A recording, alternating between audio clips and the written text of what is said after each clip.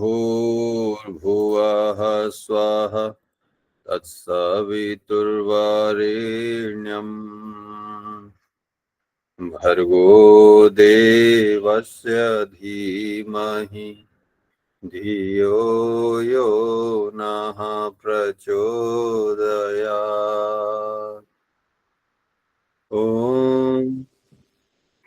ब्रह्मा गुरुर्विष्णु गुरुरेव महेश्वरा गुरुरेव परब्रह्मा तस्मै श्री गुरुवे नमः। ॐ अखण्डमण्डलाकारं व्याप्तं येन चराचरं तत्पदं दर्शितं येन तस्मै श्री गुरुवे नमः। तस्मै श्री गुरुवे नमः। सभी को प्रणाम। तो आज का स्वाध्याय हम लोग आरंभ करते हैं। शोभना दीदी, आप अगर उपस्थित हैं तो वाचन कार्य हम लोग शुरू कर सकते हैं। जी भैया, सभी को प्रणाम। प्रणाम दीदी, प्रणाम। माँ गायत्री को नमन करते हुए परम पूज्य गुरुदेव एवं वंदनीय माता जी के सूक्ष्म उपस्थिति में मैं आज का स्वाध्याय आरंभ करती हूँ। आज का विषय है महत्वाकांक्षाएं और असंतोष। आज अधिकाधिक सफलता जल्दी से जल्दी प्राप्त करने के लिए हर व्यक्ति ललायित है। यह लालसा इतनी अधिक है कि वह अपनी उचित मर्यादाओं से कहीं अधिक चाहता है। यह नहीं सोचता कि मेरी योग्यता, श्रमशीलता तथा सामर्थ्य की तुलना में जो कुछ मिला हुआ है वह संतोषजनक है या नहीं। हर व्यक्ति असंतुष्ट दिखाई पड़ता है। इसका कारण एक ही है कि वह जितना प्राप्त कर चुका है, कर रहा है, उसे अपर्याप्त मानता है और अधिक वस्तुएं प्राप्त करने के लिए ललायित है। जितनी आकांक्षा करता है उसकी तुलना में उसे जितना कम मिला हुआ होता है उतना ही वह दुखी और असंतुष्ट रहता है। असंतोष एक प्रकार का दर्द है जिससे मनुष्य को उसी प्रकार की बेचैनी बनी रहती है जैसे आंख का दर्द, पेट का दर्द, कान का दर्द, धान का दर्द होने पर होती है। हम अपने चारों ओर ऐसे ही दर्दमंदों का समूह इकट्ठा हुआ देखते हैं। उन्नति की आकांक्षा एक बात है और असंतोष बिल्कुल दूसरी। उन्नतिशील व्यक्ति आशा, उत्साह, धैर्य और साहस को साथ लेकर प्रसन्न मुख मुद्रा और स्थिर चित्त के साथ आगे बढ़ते हैं। गहरे पानी में उतरते हुए हाथी जिस प्रकार अपना एक एक कदम बहुत संभाल संभाल कर रखता है और जहां गड्ढा दिखता है वहां से तुरंत पैर पीछे हटा लेता है, उसी प्रकार प्रत्येक उन्नतिशील व्यक्ति संभल संभल कर अपना प्रत्येक कदम आगे बढ़ाता है। सचित और उद्वेग रहित व्यक्ति ही वर्तमान कठिनाइयों का सही कारण ढूंढ सकने और उसका उपाय खोज निकाल सकने में समर्थ हो सकता है। उसी की सूझबूझ ठीक तरह काम करती है। वही कठिनाइयों और बाधाओं का निराकरण कर सकने में समर्थ होता है और वही प्रतिकूल परिस्थितियों में देर तक दृढ़ता पूर्वक खड़ा रह सकता है। जिसमें इतनी दृढ़ता न होगी वह अधीर व्यक्ति कभी किसी महत्वपूर्ण सफलता का अधिकारी न हो सकेगा। उतावले और जल्दबाज, असंतुष्ट और उद्विग्न व्यक्ति एक प्रकार से अधपगले कहे जा सकते हैं। वे जो कुछ चाहते हैं वे वह उसे तुरंत ही प्राप्त हो जाने की कल्पना किया करते हैं। यदि जरा भी देर लगती है तो अपना मानसिक संतुलन खो बैठते हैं और प्रगति के लिए अत्यंत आवश्यक गुण मानसिक स्थिरता को खोकर असंतोष रूपी उस भारी विपत्ति को कंधे पर ओढ़ लेते हैं जिसका भार लेकर उन्नति की दिशा में कोई आदमी देर तक नहीं चल सकता। असंतोष एक प्रकार का मानसिक बुखार है। जिस प्रकार बुखार का रोगी शारीरिक और मानसिक दोनों ही दृष्टियों से अशक्त हो जाता है, खड़े होते ही उसके पैर लड़खड़ा जाते हैं, कुछ ही देर पढ़ने, बोलने या सोचने से सिर दर्द करने लगता है, उसी प्रकार असंतोष से ग्रस्त मानसिक रोगी भी कुछ कर धर नहीं सकता। उसे कुढ़न ही हर घड़ी घेरे रहती है। क्षुब्ध और उत्तेजित मन से वह अंत संत बातें ही सोच सकता है। दूसरों पर दोषारोपण करके अपने द्वेष और क्रोध को बढ़ाते रहना ही उससे बन पड़ता है। अपनी मानसिक स्थिति जिनने इस प्रकार की असंतुलित बना ली है, वे अपनी उद्वेग की उलझन में ही उलझे पड़े रहते हैं। उनकी सारी शक्तियां कुरहन, द्वेष, असंतुष्ट, छिंदावेशन, दोषारोपण, प्रतिशोध, निद्रा, ईर्ष्या आदि में ही नष्ट होती रहती है। प्रगति के पथ पर बढ़ने के लिए जिन सद्गुणों की आवश्यकता है, वे उन असंतुष्ट व्यक्तियों को तिलांजलि देकर अपने आप पलायन कर जाते हैं और वह अभागा एक के बाद दूसरा, दूसरे के बाद तीसरा दुर्भाग्य अपने सामने उपस्थित होते देखता रहता है। उन्नति की आकांक्षा एक बहुत ही उचित, स्वाभाविक एवं आध्यात्मिक मनोवृत्ति है। तुच्छता से आगे बढ़कर महत्ता को प्राप्त करना प्रत्येक मानव प्राणी का स्वाभाविक कर्तव्य है। जीवन की पूर्णता का लक्ष्य प्राप्त करने के लिए इस प्रकार की अभिलाषा का होना उचित भी है और आवश्यक एवं प्रशंसनीय भी। पर यह आकांक्षा तभी सफल हो सकती है जब धैर्य, साहस, विवेक और पुरुषार्थ का समुचित सम्मिश्रण उसके साथ हो। प्रसन्न मन और स्थिर चित्त रहना इस मार्ग पर चलने वाले पथिक के लिए नितांत आवश्यक है। वैज्ञानिक शोध करने वाले शोधकर्ता जीवन भर किसी शोध में लगे रहते हैं और एक प्रकार से सफलता नहीं मिलती है तो दूसरा, तीसरा मार्ग सोचते हैं, पर लगे उसी कार्य में रहते हैं। धैर्य में रत्ती भर भी कमी नहीं आने देते। असंतोष की एक रेखा भी उनके चेहरे पर नहीं होती। काम को काम समझकर करते रहने को ही वे अपने संतोष का आधार बनाए रहते हैं और वर्षों बीत जाने पर भी यदि सफलता न मिले तो खिन्नता की एक सिकंद तक माथे पर नहीं पड़ने देते। यही स्थिति जिस किसी के मन क्षेत्र की होगी, केवल वही इस संसार में कोई महत्वपूर्ण कार्य कर सकेगा, केवल वही कोई बड़ी सफलता प्राप्त कर सकेगा। असंतुष्ट व्यक्ति एक ओछा व्यक्ति है जो प्रगति पथ पर बढ़ने की तैयारी में अपनी शक्ति को लगाने की अपेक्षा उसे कूढ़न में नष्ट करता रहता है। इस संसार की रचना कल्प वृक्ष के समान नहीं हुई है जो कि जो कुछ चाहे वह तुरंत ही मिल जाया करे। यह कर्म भूमि है। यहाँ पर किसी को अपना रास्ता आप बनाना पड़ता है। अपनी योग्यता और विशेषता का प्रमाण प्रस्तुत किए बिना कोई किसी महत्वपूर्ण स्थान पर नहीं पहुंच सकता है। यहाँ हर किसी को परीक्षा की अग्नि में तपाया जाता है और जो इस कसौटी पर खड़ा उतरता है उसी को प्रामाणिक एवं विश्वस्त माना जाता है। ऐसे ही लोगों का दुनिया सहयोग करती है और उसे ही प्रगति के प्रवेश द्वार में घुसने की अनुमति प्रदान करती है। कूढ़न और असंतोष किसी भी व्यक्ति के कुपात्र होने का सबसे बड़ा प्रमाण है। कुपात्रों का टूटी और गंदे बर्तनों का स्थान सदा कूड़े के ढेर में रहता है। हम भी यदि अपनी कुपात्रता सिद्ध करेंगे तो सम्मान के स्थान पर नहीं पहुंचने दिए जाएंगे, कूड़े के ढेर में ही पड़े रहेंगे। इस संसार का यह नियम है कि हंसमुख, प्रसन्नचित, आशावादी, उत्साही और संतुष्ट व्यक्ति के पीछे पीछे लोग फिरते हैं, क्योंकि हर व्यक्ति अपने जीवन में कुछ दुख और चिंता छुपाए बैठा रहता है। वह अपना मन हल्का करने के लिए ऐसा सहारा ढूंढता है जहां उसके घावों को कुरेदा न जाए, मरहम लगे। मनोरंजन के लिए लोग इसलिए अपना बहुत सा समय और धन खर्च करते हैं। सिनेमा, खेल तमाशों, मेले ठेले, सैर, यात्रा आदि मनोरंजनों की आवश्यकता इसी दृष्टि से मानी जाती है। उनके दूसरे लाभ भी हो सकते हैं, पर प्रधान उद्देश्य यही रहता है। यही आवश्यकता लोग उस व्यक्ति से पूरी करना चाहते हैं जो संतुष्ट और प्रसन्न दिखता है। खिले हुए गुलाब के चारों ओर भौरे इसलिए मंडराते हैं क्योंकि फूल अपने आप में स्वांगपूर्ण, विकसित, प्रसन्न और सफल दिखाई देता है। सूखे, मुरझाए, कुचले हुए, सड़े गले फूल पर भौरा तो क्या, कोई मक्खी भी नहीं बैठती।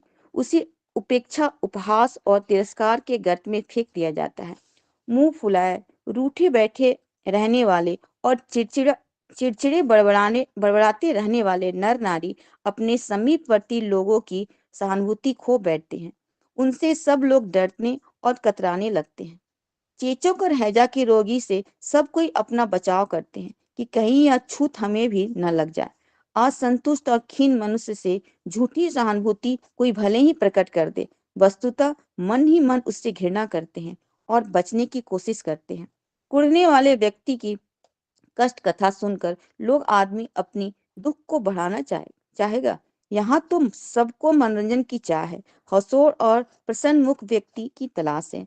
उसके समीप रहकर लोग अपना मनोरंजन करना चाहते हैं। मनहूस सी शकल बनाए बैठे रहने वाले और दुख दुर्भाग्य का रोना रोते रहने वाले लोगों के पास अपना मन शुद्ध करने के लिए भला कौन तैयार होगा। संत और महापुरुषों की बात दूसरी है। वे दुखियों के लिए अपना प्राण भी दे सकते हैं, पर सामान्य लोग तो उनसे बचने की ही कोशिश करेंगे। उन्नति कोई उपहार नहीं है जो छत फाड़कर अनायास ही हमारे घर में बरस पड़े।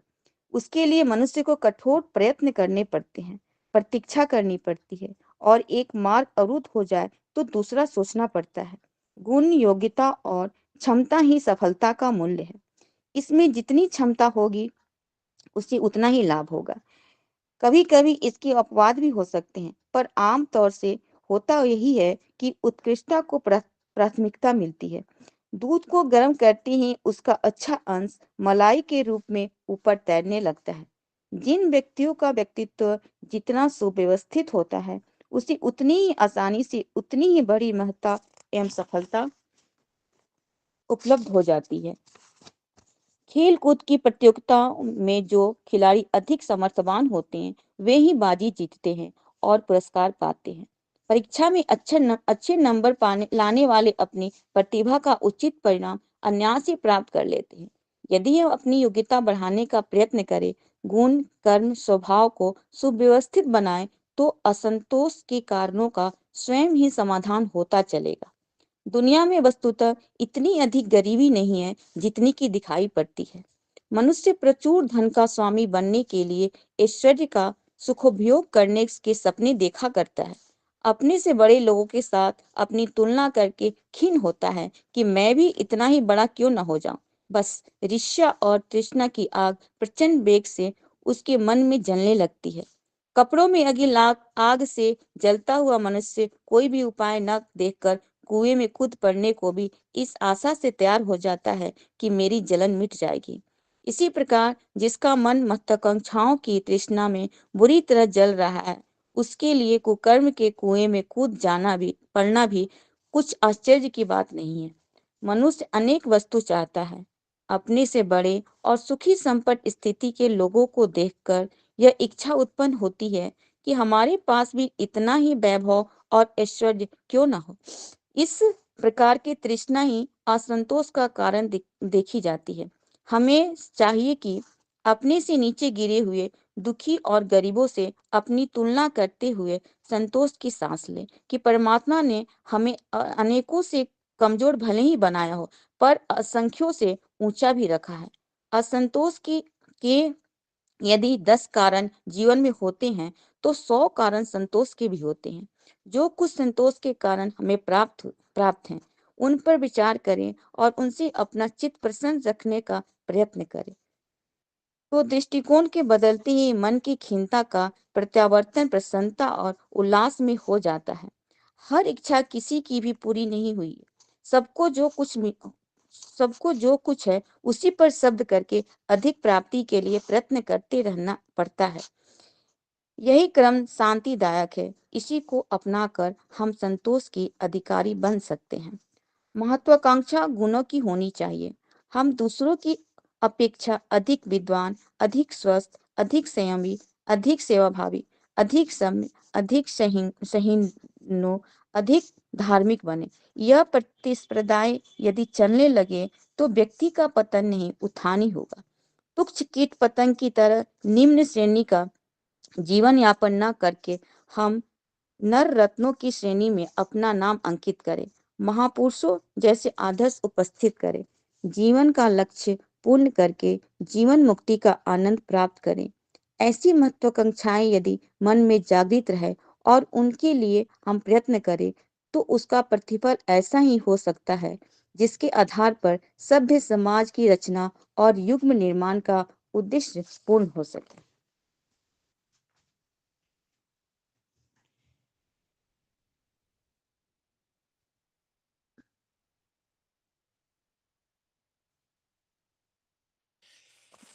जी बस सभी को प्रणाम। आज जो है इसका सारांश गुरुदेव तो इतना क्लियर किए हुए हैं कि भैया सभी जो है वो मैंने एक-एक उदाहरण जो है गुरुदेव देते हैं और बड़ी छोटा-छोटा उदाहरण दे के और गुरुदेव इसको एक ही माने हमारे प्रश्न को इतनी तरह से वो समझाते हैं। तो शुरू करते हैं भैया। गुरुदेव सबसे बड़े शुरुआत करते हैं कि आज अधिकाधिक सफलता जल्दी से जल्दी प्राप्त करने के लिए हर व्यक्ति ललायत है। ये आज हम लोग तो आम तौर पे देखते ही हैं। यह लालसा इतनी अधिक है कि वह अपनी उचित मर्यादाओं से कहीं अधिक चाहता है। गुरुदेव कहते थे कि हमको 1 बाल्टी अगर पानी में स्नान करना है तो हम 2 बाल्टी की आशा रखते हैं, 2-3 भी हो सकता है। कपड़े साफ करने 1 बाल्टी से तो अब 4 बाल्टी में कपड़े साफ करने पड़ते हैं। तो माने इस तरह से गुरुदेव का उदाहरण हमें हमेशा किताबों में मिलता है। तो ये हमेशा देखा जाता है कि ये लालसा इतनी अधिक है कि वो अपनी उचित मर्यादाओं से अधिक, कहीं अधिक चाहता है। ये नहीं सोचता कि मेरी योग्यता, श्रमशीलता तथा सामर्थ्य की तुलना में जो कुछ मिला हुआ है, वह संतोषजनक है या नहीं। हर व्यक्ति असंतुष्ट दिखाई पड़ता है। इसका कारण एक ही है कि वह जितना प्राप्त कर चुका है, कर रहा है, उसे अपर्याप्त मानता है और अधिक वस्तुएँ प्राप्त करने के लिए ललायत रहता है। जितनी आकांक्षा रहता है करता है, उसकी तुलना में उसे जितना कम मिला हुआ होता है, उतना ही वह दुखी और असंतुष्ट रहता है। असंतोष एक प्रकार का दर्द है, गुरुदेव ने इसमें दिया कि असंतोष एक प्रकार का दर्द है।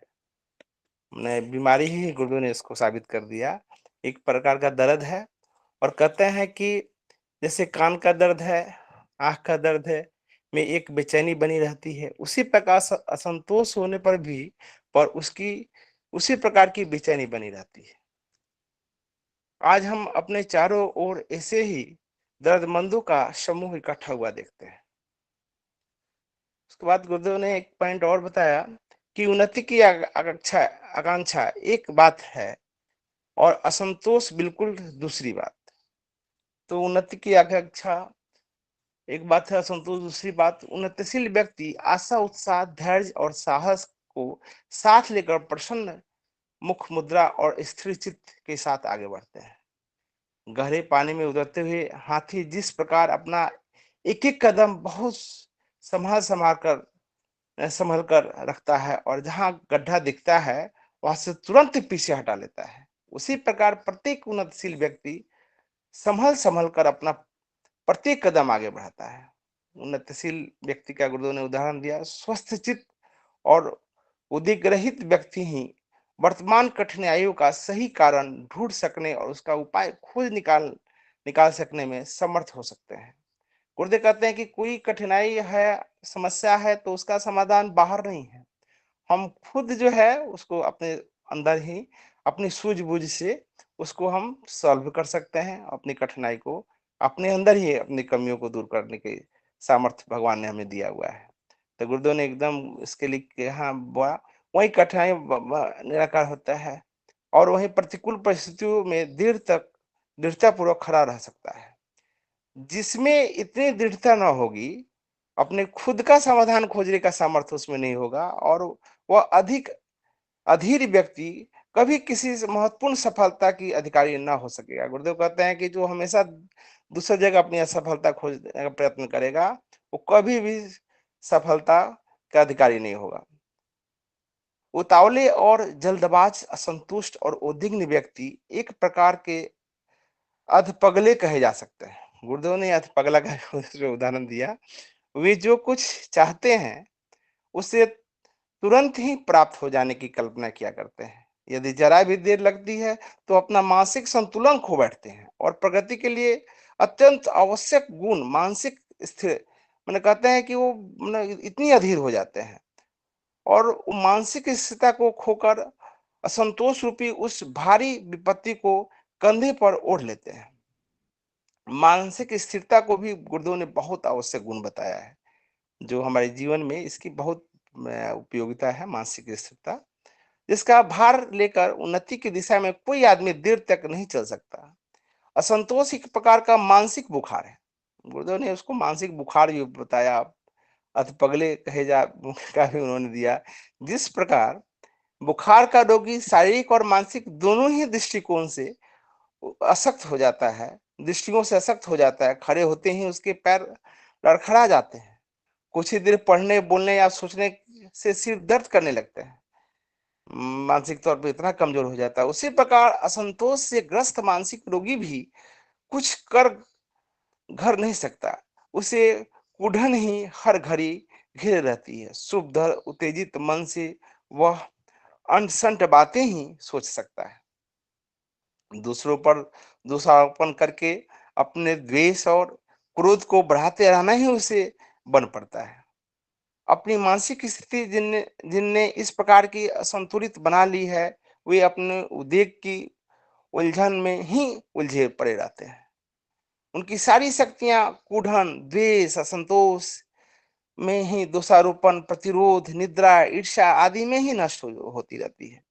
प्रगति के पथ पर बढ़ने के लिए जिन सद्गुणों की आवश्यकता है, वे इन असंतुष्ट व्यक्तियों को तिलांजलि देकर अपने आप पलायन कर जाते हैं। कितना सुंदर गुरुदेव इसमें लिखते हैं कि सद्गुण जो है हमारे प्रगति पथ पर जिन सद्गुणों की हम लोग को आवश्यकता होती है जब आगे बढ़ने के लिए, वे इन असंतुष्ट व्यक्तियों को तिलांजलि देकर अपने आप पलायन हो जाते हैं, उनके साथ निकल जाते हैं वो, और साथ चले जाते हैं। एक के बाद दूसरा, दूसरे के बाद तीसरा दुर्भाग्य अपने सामने उपस्थित होते दिखता रहता है। मनुष्य जो है, उस तरह का मनुष्य जो है, हमेशा दुर्भाग्य ही रोता रहता है।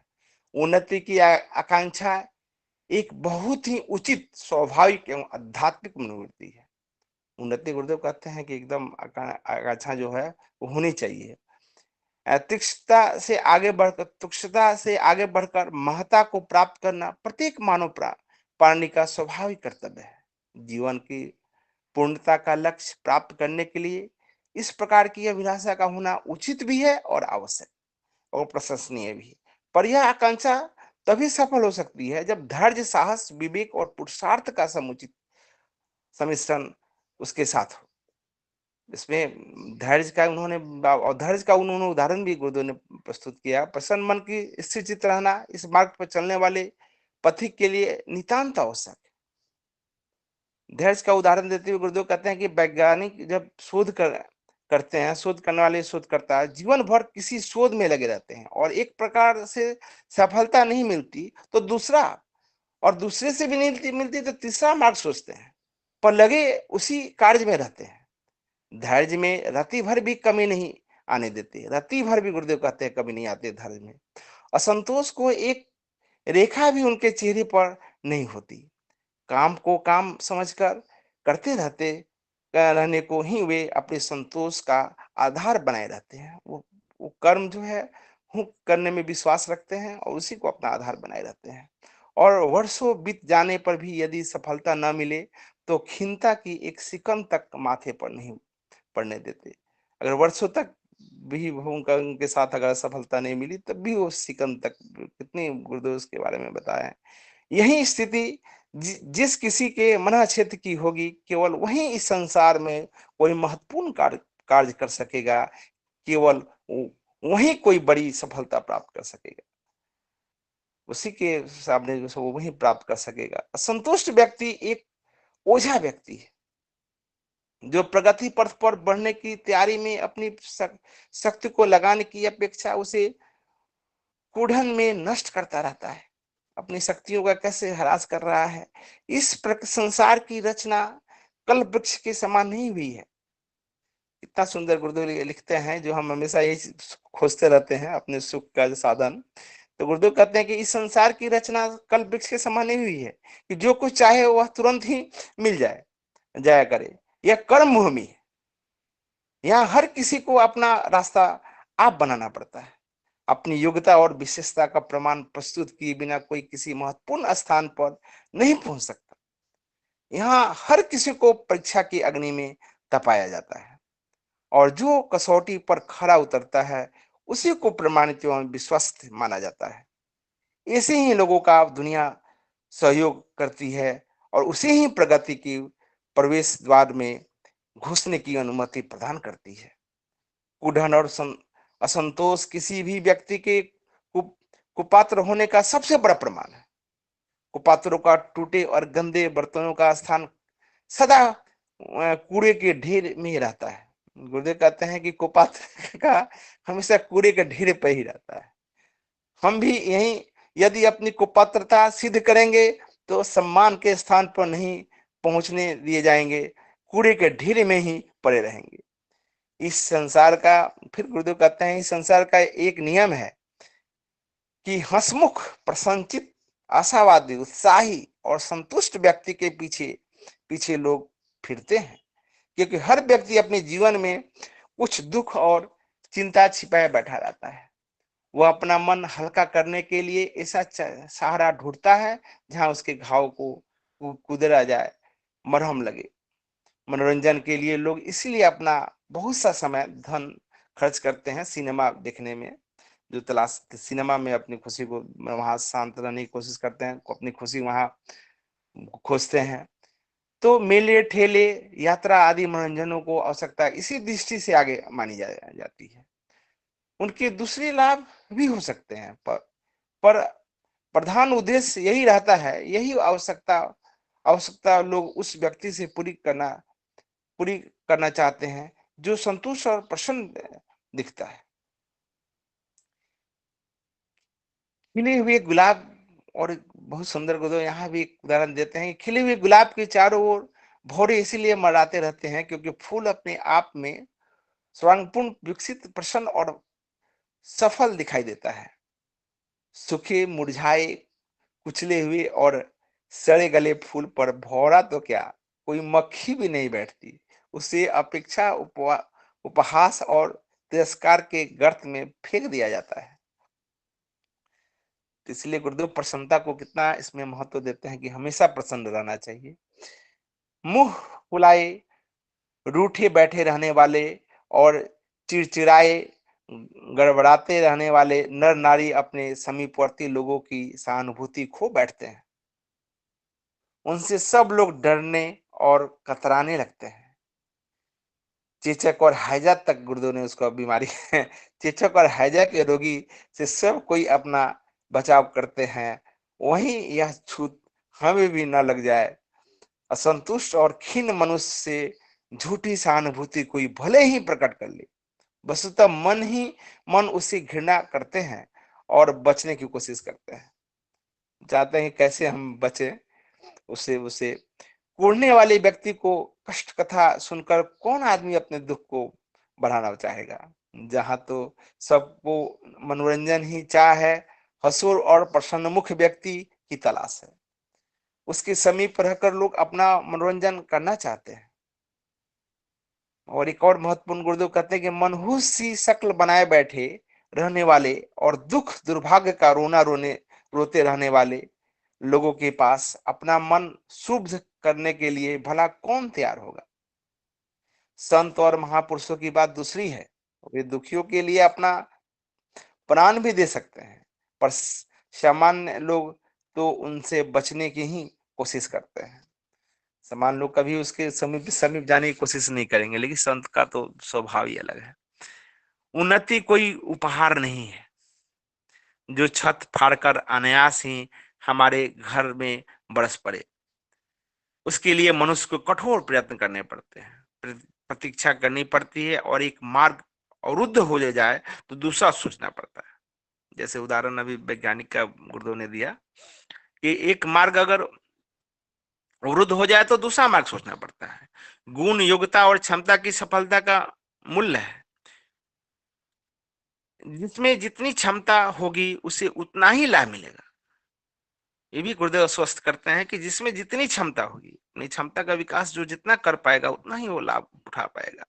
कभी कभी इसके उपवाद भी हो सकते हैं, पर आमतौर से होता यही है कि उत्कृष्टता तो प्राथमिकता मिलती है। दूध को गर्म करते ही उसका अच्छा अंश मलाई के रूप में ऊपर उतरने लगता है। जिन व्यक्तियों का व्यक्तित्व जितना सुव्यवस्थित होता है, उन्हें उतनी ही आसानी से उतनी ही बड़ी महत्ता एवं सफलता उपलब्ध हो जाती है। और खेल कूद की प्रतियोगिता में जो खिलाड़ी अधिक सामर्थ्यवान होते हैं वे ही बाजी जीतते हैं और पुरस्कार पाते हैं। परीक्षा में अच्छे नंबर लाने वाले अपनी प्रतिभा का उचित परिणाम अनायास ही प्राप्त कर लेते हैं।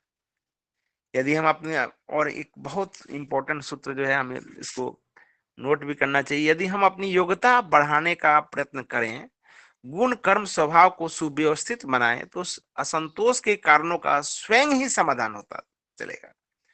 असंतोष का कारण का गुरुदेव यहाँ पे एकदम बहुत सुंदर सा देते हैं कि यदि हम अपनी योग्यता बढ़ाने का प्रयत्न करें, जैसा हमारे स्वाध्याय में हम जुड़े रहते हैं, हम अपनी योग्यता बढ़ाते हैं, गुण कर्म स्वभाव को सुव्यवस्थित बनाएं, और जो तो असंतोष के कारणों का स्वयं ही समाधान होता रहेगा। दुनिया में वस्तुतः इतनी अधिक गरीबी नहीं है जितनी की दिखाई पड़ती है। गुरुदेव कहता है जितना हम लोग गरीब देखते हैं उतनी गरीबी नहीं है। मनुष्य प्रचुर धन का स्वामी बनने के और ऐश्वर्य को सुखोपयोग करने के सपने देखा करता है। अपने से बड़े लोगों के साथ अपनी तुलना करके खिन्न होता है कि मैं भी इतना ही बड़ा क्यों न हो जाऊं।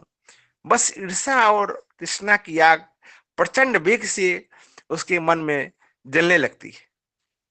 कपड़ों में लगी आग से जलता हुआ मनुष्य कोई भी उपाय न देखकर कुएं में कूद पड़ने की आशा में तैयार हो जाता है। मेरी जलन मिट जाए, वो सोचता है कि कुएं में कूद जाएंगे अपने में जलन मिट जाएगी। इसी प्रकार जिसका मन महत्वाकांक्षाओं की तृष्णा में बुरी तरह जल रहा है, उसके लिए कुकर्म के कुएं में कूद पड़ना भी कोई आश्चर्य की बात नहीं है। गुरुदेव कहते हैं कि जो महत्वाकांक्षाओं की तृष्णा में जो जल रहा है, तो कुकर्म के कुएं में कूद पड़ रहा है, इसके लिए वो कोई आश्चर्य की बात नहीं है। उसकी वो मनोस्थिति उसी तरह की है। मनुष्य अनेक वस्तु चाहता है। अपने से बड़ी और सुखी संपन्न स्थिति के लोगों को देखकर यह इच्छा उत्पन्न होती है कि हमारे पास भी इतना ही वैभव ऐश्वर्य क्यों ना हो। इस प्रकार की तृष्णा ही असंतोष का कारण देखी जाती है। हमें चाहिए कि अपने से नीचे गिरे हुए दुखी और गरीब से अपनी तुलना करते हुए संतोष की सांस लें। कितना सुंदर गुरुदेव ने हम इसमें उदाहरण दिया कि हमें चाहिए कि अपने से नीचे गिरे हुए दुखी और गरीब से अपनी तुलना करते हुए संतोष की सांस ले कि परमात्मा ने हमें अनेकों से कमजोर भले ही बनाया हो, हमें अंबानी नहीं बनाया है, हमें कमजोर बनाया हो, पर असंख्यों से ऊंचा भी रखा है। आज कितनी जोनियों के बाद हमारा मनुष्य जोनी हमें मिला है और सारी संभावना इस जोनियों में मौजूद है। तो गुरुदेव कहते हैं कि इस पे भी हमें गर्व करना चाहिए। असंतोष के यदि 10 कारण जीवन में होते हैं तो 100 कारण संतोष के भी होते हैं। गुरुदेव कहे हम 10 कारण असंतोष के सोच के हम परेशान हो जाते हैं, और गुरुदेव कहते हैं लेकिन ये नहीं सोचते हैं कि 100 कारण संतोष के भी होते हैं। जो कुछ संतोष के कारण हमें प्राप्त है उन पर विचार करें और उनसे अपना चित्त प्रसन्न रखने का प्रयत्न करें। गुरुदेव कहते हैं उससे अपने चित्त प्रसन्न रखें, हमेशा खुश रहने की कोशिश करें। जो दृष्टिकोण के बदलते ही मन की खिन्नता का प्रत्यावर्तन प्रसन्नता और उल्लास में हो जाता है। हर इच्छा किसी की भी पूरी नहीं होती। गुरुदेव कहते हैं कि हर इच्छा किसी की पूरी नहीं होती। सबको जो कुछ है उसी पर सब्र करके अधिक प्राप्ति के लिए प्रयत्न करते रहना पड़ता है। यही क्रम शांतिदायक है। इसी को अपनाकर हम संतोष के अधिकारी बन सकते हैं। ये जो पंक्ति है बहुत सुंदर गुरुदेव ने बताया। महत्वाकांक्षा गुणों की होनी चाहिए। गुरुदेव कहते हैं महत्वाकांक्षा गुणों की होनी चाहिए। हम दूसरों की अपेक्षा अधिक विद्वान, अधिक स्वस्थ, अधिक संयमी, अधिक सेवाभावी, अधिक सभ्य, अधिक सहिष्णु, अधिक धार्मिक बने। यह प्रतिस्पर्धा यदि चलते ने लगे तो व्यक्ति का पतन नहीं उत्थान ही होगा। ये प्रतिस्पर्धा हमारी इसकी होनी चाहिए, अधिक संयमी की होनी चाहिए, अधिक विद्वान की होनी चाहिए, अधिक सेवाभावी की होनी चाहिए। देखिए हम तो किसी और प्रतिस्पर्धा हमारी जो है कपड़े का, अपने जो आजकल जो है महंगे शादी के में हम लोग उसमें विलासिता संबंधी आवश्यकताओं को पूरा करने में लगे हुए हैं। तो कीट पतंग की तरह निम्न श्रेणी का जीवन यापन न करके हम न रत्नों की श्रेणी में अपना नाम अंकित करें। महापुरुषों जैसे आदर्श उपस्थित करें, जीवन का लक्ष्य पूर्ण करके जीवन मुक्ति का आनंद प्राप्त करें। गुरुदेव कहते हैं कि जीवन का लक्ष्य पूरा करके जीवन मुक्ति का आनंद प्राप्त करें।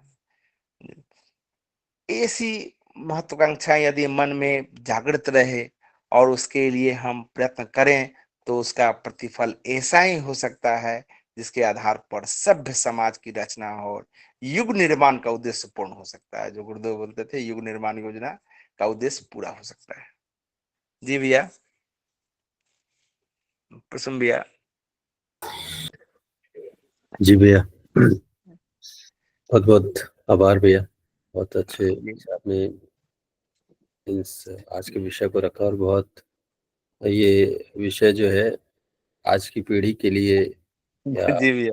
उसमें बहुत मैं जो आप इसका वो रख रहे थे तो मुझे लगा कि आप जो सफल जीवन की दिशा धारा आपने शुरू करवाया हम जी सब जी जी, ये उसका बहुत महत्वपूर्ण एक ये पार्ट महत्वपूर्ण भैया ये जो है। जी भैया। जी और दीदी को भी बहुत बहुत धन्यवाद, बहुत ही सुंदर वाचन, बहुत ही स्पष्टता के साथ। तो शशि भैया आपका हैंड रेज है। जी जी भैया प्रणाम। जी जी दीदी प्रणाम प्रणाम जी। भैया ये करें, जैसे मतलब छोटे बच्चे हों या बड़े बच्चे हों, उनका जन्मदिन हम लोग कैसे मनाएं अपने घर पे?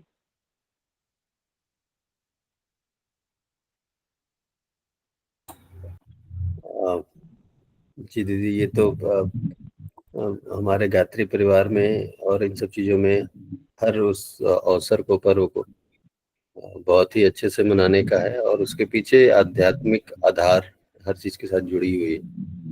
तो आप तो मुझे लगता है गायत्री परिवार से जुड़ी होगी तो इतना तो सब चीज़ें हैं, लेकिन जैसे जन्म दिवस है तो दीप यज्ञ और उसमें इस सारा कुछ और उसके महत्व को बताते हुए हम करें। और वो एक अवसर रहता है कि केवल जिसका जन्म दिवस है उसके लिए नहीं, हम परिवार के हर किसी को शिक्षित कर पाए, ये अवसर मिलता है। और हम एक तरह से ये याद करें कि हमें ये जीवन मिला है तो किस लिए मिला और हम कितना उस पे खरे उतर पा रहे हैं। ये जैसे हम लोग साधना 3 समय का जो हमारे लिए निर्धारित है, 3 समय की साधना, वो दिन भर का एक तरह से अपना जो है अनुकरण करेगा, अपना जो है स्थिति देखने के लिए कि हम कहीं दिक्कत में तो नहीं आए, दिक्कत में मन स्थिति से उससे तो कैसे हम संभाल सकते हैं, कैसे क्या कर सकते हैं। उसी तरह ये जन्म दिवस हो गया, विवाह दिवस हो गया, कोई भी ऐसा पर्व हुआ हमारे लिए, तो हमारे ये जीवन और आगे के जीवन में हम कैसे क्या करें, उसके निमित्त ही इस दृष्टि को ध्यान में रखते हुए, इस ध्येय को ध्यान में रखते हुए हम क्या कर सकते हैं। ये सब कोई अपने अपने स्तर से अपने क्या है वो वैसे भी कर सकते हैं।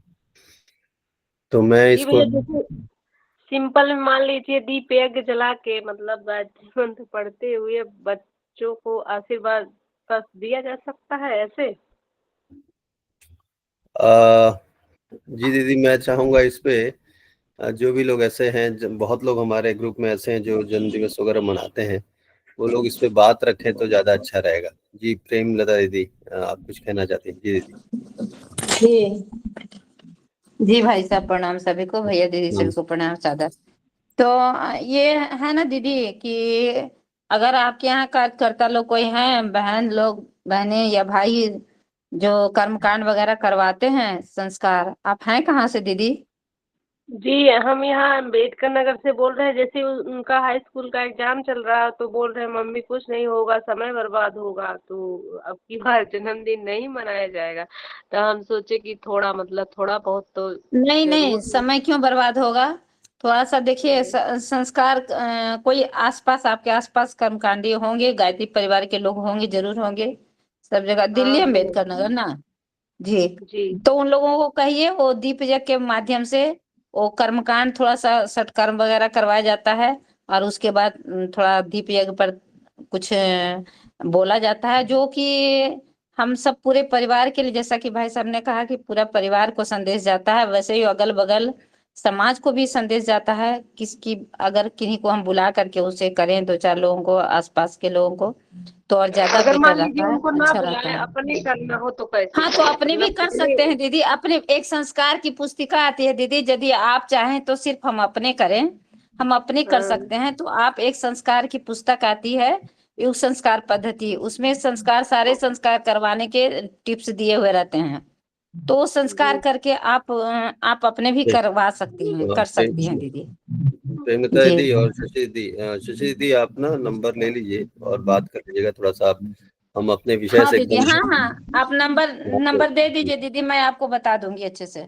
जी हाँ, भैया, जी आप चैट प्रणाम बॉक्स भैया। में तो दीदी दीदी बात कर लेंगे आप आपसे। मैं ऑनलाइन भी आपको करवा सकती हूँ दीदी, आप चाहें तो। जी जी, कल कल हवन होगी तो हम सोचते हैं भैया लोग से कि एक मतलब उनके उनके नाम पे हवन सद्बुद्धि के लिए। हो जाएगा दीदी, हो जाएगा। जी भैया प्रणाम। जी जी दीदी प्रणाम। तो अमन भैया अगर आज आप इस स्थिति में हो तो थोड़ा सा हमारा मार्गदर्शन करते तो अच्छा रहता है इस विषय पे। आप जी बहुत बहुत धन्यवाद भैया। हम और प्रणाम भैया। अ, मेरा एक इस पे प्रश्न था, उसको लेने के बाद भैया करेंगे तो थोड़ा सा अच्छा रहेगा। शशि दीदी मेरा अपना म्यूट कर लीजिएगा। जी ठीक। भैया, मेरा प्रश्न ये था कि जैसे अपने को तो गुरुदेव ने जैसे लिखा ईर्ष्या, कूढ़न और मतलब प्रतिशोध, ये सब भावनाएं, तो अपने को तो इससे संतोष, तो अपने मतलब अपने लिए तो कर सकते हैं, लेकिन अगर परिवार में यदि अगर दूसरा कोई ऐसा है जिसको 24 घंटे मतलब बहुत दिनों से उसको एक ही बात को बार बार रिपीट करता है, तो क्या हम उसको मानसिक रोगी माने या मन का बढ़ा हुआ माने? मतलब और उसको अपने लिए तो मान लीजिए कि उपचार कर लेंगे, लेकिन उस व्यक्ति के लिए क्या करें जो किसी का सुनता ही नहीं है? भैया इस पे थोड़ा सा मार्गदर्शन करिए। धन्यवाद भैया, सभी को प्रणाम। जी दीदी, तो देखिए हर किसी व्यक्ति का एक अपना दृष्टिकोण होता है। तो अगर हम लोग ये मान के चल रहे हैं कि कोई व्यक्ति हमारी नहीं सुन रहा है, तो सामने वाला व्यक्ति भी ये मान के चलता होगा कि ये हमेशा अपनी ही बात कहता रहता है ना। तो हर कोई व्यक्ति अपने हिसाब से सही होता है। तो इसलिए जो है हम जिस एक व्यक्ति को सुधार सकते हैं वो केवल स्वयं हम हैं। हमारे सुधरने की गारंटी के लिए भगवान ने हमें शरीर दिया है कि हम केवल अपनी गारंटी दे सकते हैं। अब दूसरा, ये दूसरे को निर्भर करता है, उसकी मनस्थिति के ऊपर निर्भर करता है ना। हमारे तपश्चर्या के ऊपर निर्भर करता है कि हमारे अंदर कितना तपश्चर्या है, कितना प्राण है कि हमारी बात उसको प्रभावित कर सके। सबसे पहली बात तो ये है कि अगर कम प्राणवान वाला व्यक्ति अधिक प्राण वाले व्यक्ति को अगर कुछ बताएगा, भले ही वो अधिक प्राण वाला व्यक्ति जो है नकारात्मक ऊर्जा से भरा हुआ हो, लेकिन वो कम प्राण वाले अच्छे व्यक्ति की भी बात नहीं सुनेगा वो, क्योंकि यहाँ पर जो ऊर्जाओं का स्तर भिन्न है। तो पहले तो हम इतने ऊर्जावान हो कि हमारी बात जो है सामने वाले पे ये हो सके। और उसमें भी फिर ये रहता है कि वो सामने वाले पर निर्भर करता है कि वो स्वीकार करे कि ना करे, क्योंकि हर व्यक्ति का एक अपना अपने बारे में धारणा मान्यता होती है। और कोई भी व्यक्ति अपनी इतनी आसानी से धारणाओं और मान्यताओं को बदलने वाला नहीं होता है। ये यही यही उसके जब यही एक मात्र कारण है उसके जन्म लेने का, यही उसके जीवन की आइडेंटिटी है, तो वो क्यों बदलेगा? जो इतनी उससे जो है उसके इतनी कठोरता से जो उसके अंदर चीजें भरी हुई हैं, तो वो इतनी आसानी से नहीं बदली जा सकती। एक बहुत ही स्लो प्रोसेस है ये, बहुत ही स्लो, बहुत ही धीमी प्रोसेस है कि कोई व्यक्ति अगर हमारे कहने से या हमारे आचरण, सबसे पहले तो कहने की बात तो इसमें बाद में आती, पहले आचरण की ही बात आती। तो आचरण और व्यवहार से अगर कोई व्यक्ति बदलना चाहता है तो अपनी मनस्थिति के अनुसार ही बदलेगा, है ना। तो हम लोग प्रयास करते रहें, निराश ना हो, प्रयास करते रहें। बहुत सारे फैक्टर्स हैं दूसरे के बदलने वाले। और दूसरा जो है इसमें अपने लिए हम लोग खुद अपनी ऊर्जा को बढ़ाते रहें, अपना अधिक से अधिक परिष्कार करते रहें, तो कम से कम हम संतुष्ट होंगे कि हमने जो है अपना दायित्व पूरा कर लिया। जी दीदी। जी भैया, नहीं तो मैंने कभी बात नहीं किया है घर में और सारे लोग बात किए हैं। पता नहीं क्यों जब हम और वो आमने-सामने होते हैं, मैं उनके सामने 1 मिनट भी बैठ नहीं पाती हूँ, मुझे बहुत घुटन होने लगती है। मैं तुरंत वहाँ से हट जाती हूँ। मैं पता नहीं उनका नाम आता है तो भी मुझे बहुत अजीब होने लगता है। मैं मतलब उनके आमना-सामना मेरा अगर हो जाए ना, तो बड़ा दुर्गति जैसा होने लगता है। मतलब वो मुझसे बड़े हैं, हमारे ही परिवार के हैं, तो उनके बारे में और सारे लोग तो समझा-समझा के थक गए हैं। वो एक ही बात को पिछले कई सालों से लेके और मतलब पूरे गाँव के लिए ठीक है। बस घर के लिए ऐसे है ना कि उनको ईर्ष्या, क्रोध मतलब असंतोष और दूसरे के पीछे लगे रहना, मतलब घर में पूरे लोग नहीं ना खराब हो सकते हैं। ठीक है भैया, प्रणाम, धन्यवाद। हाँ, तो कोई बात नहीं, उनका अपना संस्कार है दीदी, अपने हिसाब से है, तो उनको अपने हिसाब से करने दिया जाए। हम अपना प्रेम स्नेह बनाए रखें। तो कभी भी देखिए, रोगी जो है, डॉक्टर जो है रोगी से घृणा नहीं करता, रोग से घृणा करता है ना? तो अगर हमारी ये बात बन रही है कि हम रोगी से घृणा कर रहे हैं, तो ये बात जो है, ये हमारी दिशा सही नहीं है। तो रोग से ही हमें घृणा करनी चाहिए, क्योंकि तभी हम उसका ट्रीटमेंट भी कर पाएंगे। क्योंकि अगर हमें रोगी के प्रति घृणा हो गई, तो हमारा अंदर का सारा भाव उसकी समझ में आ जाएगा, वो कभी भी हमसे जुड़ नहीं पाएगा। तो इसीलिए कभी भी कोई रोगी तभी अपना डॉक्टर से ट्रीटमेंट करवा पाता है, जब डॉक्टर जो है अपना विश्वास बना लेता है, कि उस रोगी के ऊपर अपना विश्वास बना लेता है कि कम से कम ये डॉक्टर रोगी का भला करेगा। तो पहले तो विश्वास ही बनना चाहिए कि ये हमारा हित सोचते हैं, है ना? वैचारिक जी, धारा जी। का विचारधारा अलग-अलग होने की बात अलग है। वो तो सामान्य रूप से होती है कि उनकी अलग है, हमारी अलग है। गलत-सही का निर्णय तो बाद में आता है। पहले तो एक अपनत्व की भावना बने, एक विश्वास आपस में बने कि ये कुछ भी कहे, चाहे ये गलत भी, चाहे जो भी कह रहा है वो बात तो मतलब जो है सही और हितकर है ना? इतनी बात तो बने पहले, एक आपस में सामंजस्य बने। फिर उसके बाद में ट्रीटमेंट की बात तो बाद में चालू होगी। जी, जी, जी। दीदी, उन्हें ना गायत्री मंत्र जप करके अगर जपे तो ठीक है, नहीं तो उनको पानी वगैरह देते हैं ना, चाय वगैरह, तो 5 बार गायत्री मंत्र बोल करके उसमें उसके दीदी वो बाद घर दीजिए उसको। खाते-पीते जी। नहीं है ना, घर का कुछ खाते-पीते ही नहीं है। अच्छा। वो तो आते उनको हैं तो घर में कुछ ऐसा वातावरण मिला होगा जो इतना द्वेष जैसा हो गया परिवार से, कुछ ऐसा हुआ होगा जरूर दीदी उनके अ, जीवन। उनके क्या बताएँ खुद ही जब हमको नहीं समझ में आता है तो। ठीक है जी, तो देखिए इस विषय पे हम लोग फिर बाद में चर्चा कर लेंगे, क्योंकि बहुत अधिक जो है किसी के विषय में भी चर्चा करना बहुत अधिक जो है कि कोई व्यक्ति कैसे क्या है, तो वो भी थोड़ा-सा ठीक नहीं रहता है सार्वजनिक रूप से। तो जी। विनायक भैया कुछ कहना चाह रहे हैं? जी भैया, मनोज भैया का हाथ पहले था भैया, उनसे पूछ लें या फिर बात रख दें? हाँ, हाँ, मनोज भैया। जी, जी, जी, बताएँ भैया प्लीज़। जी भैया, मैंने इसी प्रश्न पर जो दीदी पूछी हैं, भैया ने बहुत सुंदर बताया है। अभी मैं प्रैक्टिकली करके देखा हूँ। आत्मीयता और का जब उसके साथ हम रखेंगे उसको, तो अपने आप सब सॉल्व हो जाएगा। अमन भैया ने बहुत सुंदर, वो मैं बोलने वाला था, अमन भैया ने पूरा विस्तार से बता दिया। तो लास्ट में भैया ने जो बताया है, समझिए कि बहुत मतलब दवा है वो। और उसको अगर दीदी समझ गई होंगी, अमन भैया का लास्ट में जो अमन भैया ने बताया, वो पूरी दवा वो काम कर जाएगा। हमने खुद काम करके देखा है, वैसे लोग हैं, और वो दवा बिल्कुल सूट कर गया वो, और वो ठीक भी इंसान हो गया। तो जी भैया, ये कहना था।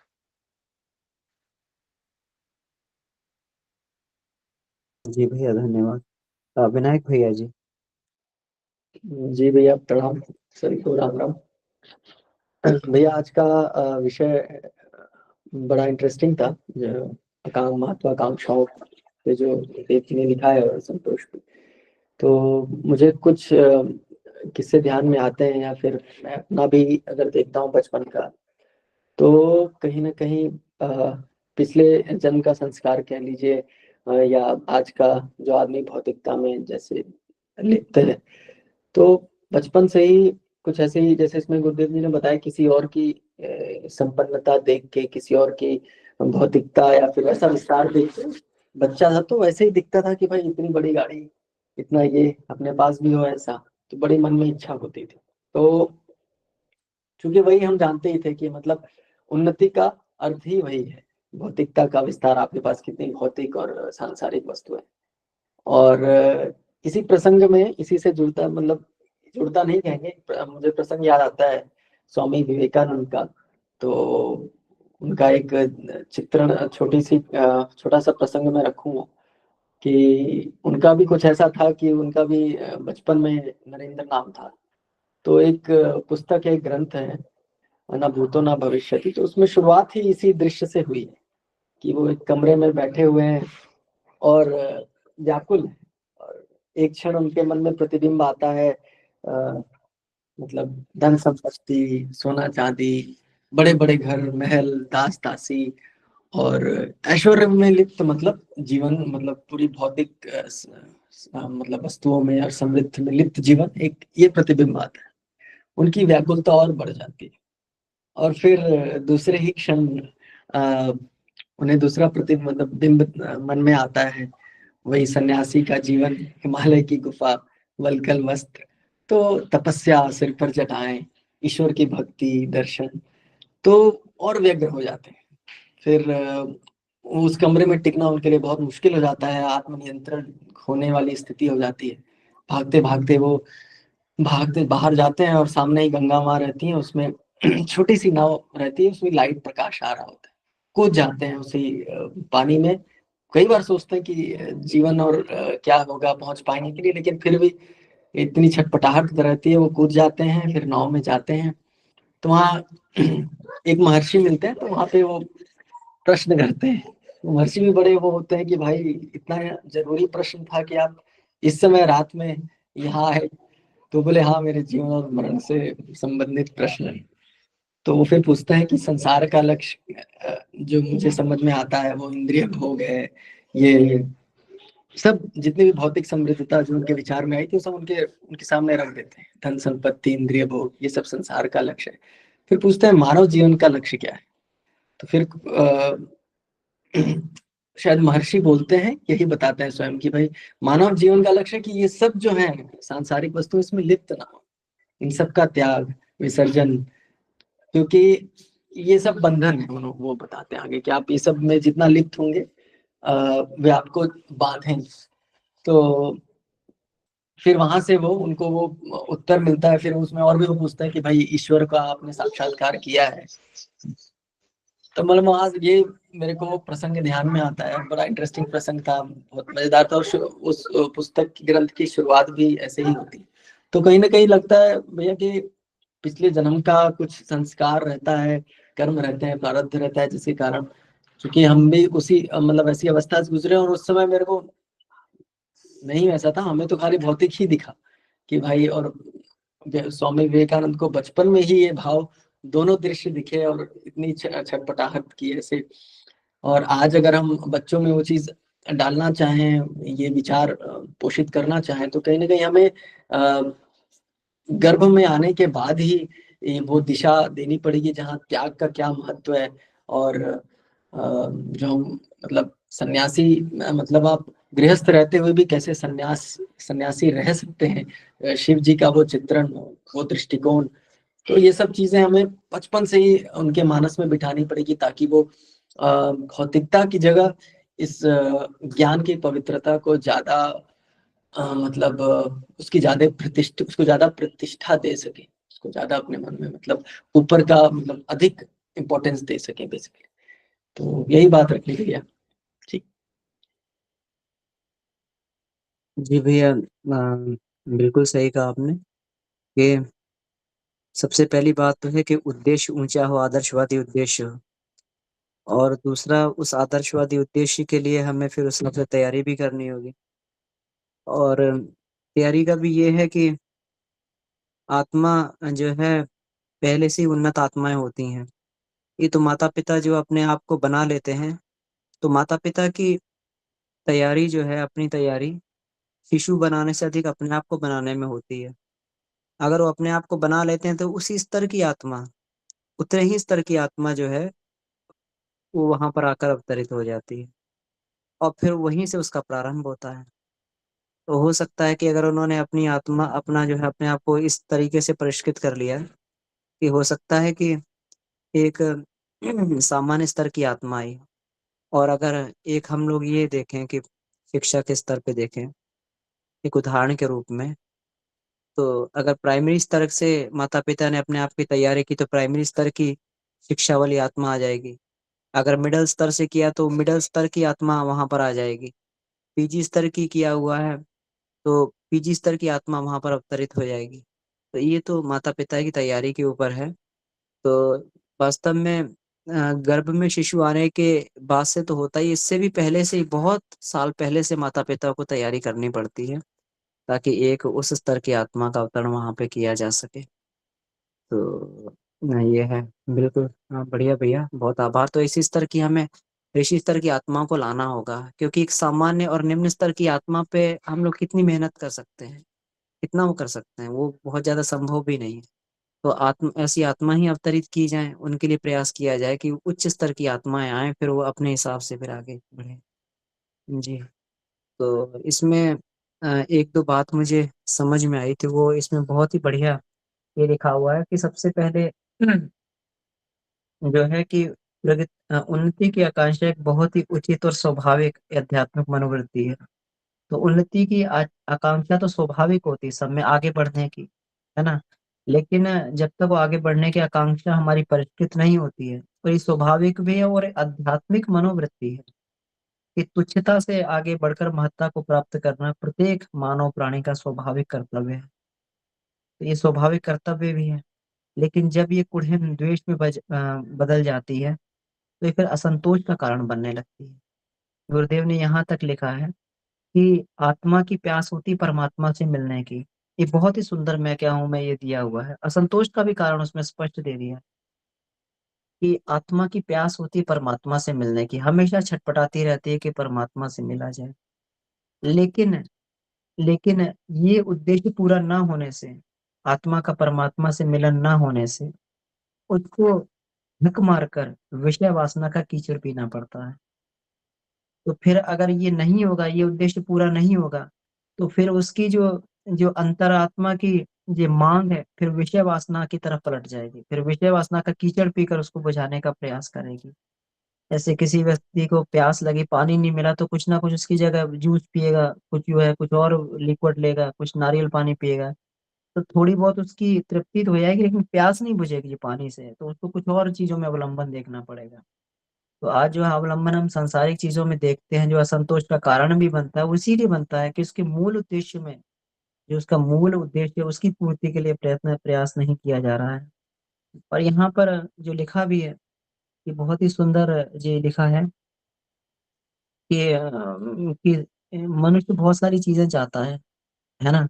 और जो है उसकी उसका ये भी है, फिर अब उसकी चाहत तो बनती है लेकिन सांसारिक चीजों के बारे में चाहत बनने लगती है। लेकिन अब वो चाहत जो है किस तरीके से बनती है कि वो फिर प्रतिस्पर्धा करने लगता है, तो अपने से पैसे वालों की, अधिक संसाधन वालों की प्रतिस्पर्धा करता है, फिर उसी की मांग भी करता है। तो प्रतिस्पर्धा को भी हमें, ये देखिए कितनी सावधानी वाली बात है कि प्रतिस्पर्धा को भी हमें दिशा देनी होगी। अगर हम दूसरों से अधिक करना ही चाहते तो अधिक दूसरों से विद्वान बने, अधिक दूसरों से जो है स्वस्थ हो, अधिक संयमी हो, अधिक सेवाभावी हो, अधिक सभ्य हो, अधिक सहिष्णु हो।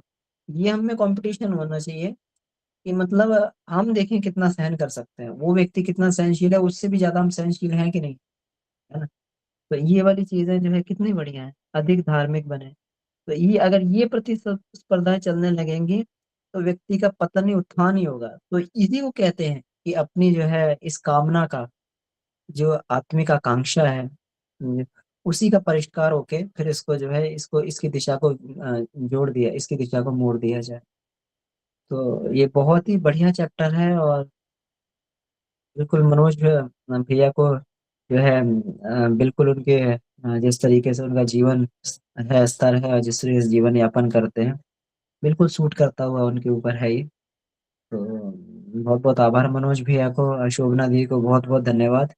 आप दोनों ऋषि पति पत्नी को आज के चैप्टर का वाचन और इसका सार संक्षेप प्रस्तुत करने के लिए, प्रसून भैया को बहुत बहुत आभार कि आप जो है पूरा, हाँ, इसको संभाले रहते हैं पूरा, इसको जो है ये इसको एक बहुत ही बड़ा कार्य है। तो आप सभी को आभार जी, बहुत बहुत धन्यवाद जी। प्रसून भैया इसको समाप्त कर सकते हैं मुझे लगता है कक्षा को। जी भैया। ये मीटिंग प्रतिदिन होती है क्या भैया?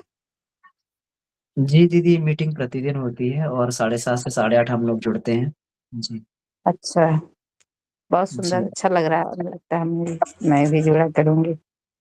बिल्कुल जी, बिल्कुल। सुना। ठीक है प्रणाम भाई साहब। एक जी डॉक्टर साहब बड़ा। हाँ, मैंने कहा इनको, वो बहन जी का एक क्वेश्चन वो जो था कि अपने परिवार में एक मेंबर हैं जिनके बारे में वो बहुत चिंतित रहती हैं और परेशान रहती हैं।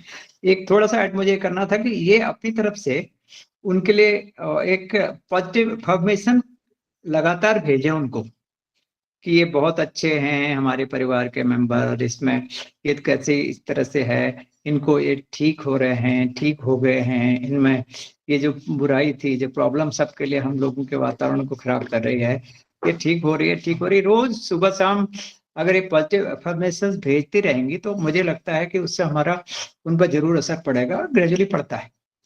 बस इतना मुझे ऐड करना था। थैंक यू, शुभ रात्रि। जी डॉक्टर जी, साहब एकदम बहुत बिल्कुल बहुत सही आभार। कहा आपने, धन्यवाद, प्रणाम। बहुत बहुत लाभ करेगा इसमें।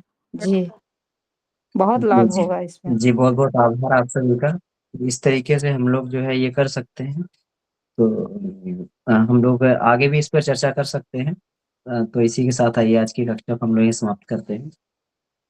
ओ शांति शांति शांति। समाप्त। सभी को प्रणाम, धन्यवाद। सभी को प्रणाम भैया। सभी को प्रणाम भैया। सभी भैया लोग प्रणाम प्रणाम भैया। सभी प्रणाम भैया, सभी को प्रणाम।